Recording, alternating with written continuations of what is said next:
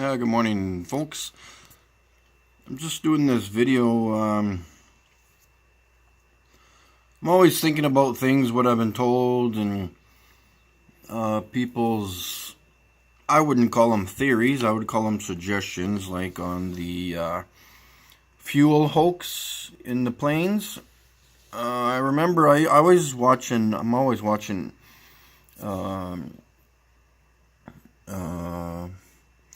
air crash disasters and stuff like that. And I remember remembering one with a engine that basically popped off one of the wings and flew back and damaged the wing as it came off, and made a big hole in the wing, which doesn't make sense if it holds fuel. So here's a reenactment of it anyways, and I'll show you what happens here.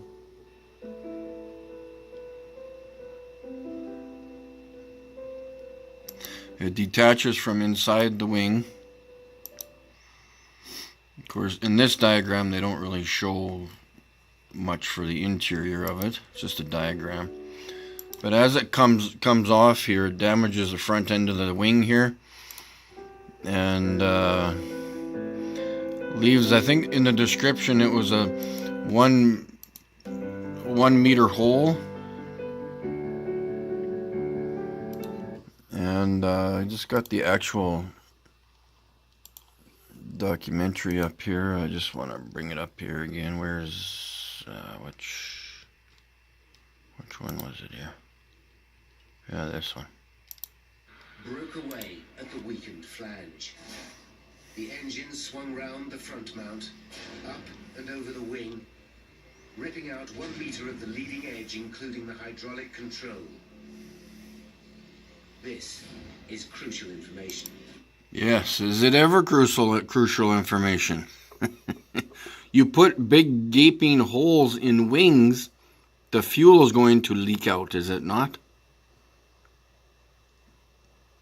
So I'm just kind of curious. You can leave your comments. You know, I'm just leaving this out on the floor to give some people some more thoughts to think about here. At takeoff, the slats on the leading edge extend to increase lift. Without the hydraulic system to hold them in place, wind pressure causes the outboard slats to retract. The engine pylon broke away at the weakened flange. The engine swung round the front mount, up and over the wing, ripping out 1 meter of the leading edge, including the hydraulic control. This is crucial information. At takeoff, the slats on the leading edge extend to increase lift. Without the hydraulic system to hold them in place, wind pressure causes the outboard slats to retract. This reduces lift on the engine swung round the front mount, up and over the wing, ripping out 1 meter of the leading edge, including the hydraulic control. This is crucial information. So there you go, folks. Again, if they are using fuel, it's not a lot. So we got to do some more investigation. Hopefully get out to the airports and actually look at some of these wings at some point. But yeah, hope you guys all have a great New Year's Eve. And we'll all chit-chat with you later. Talk to you soon.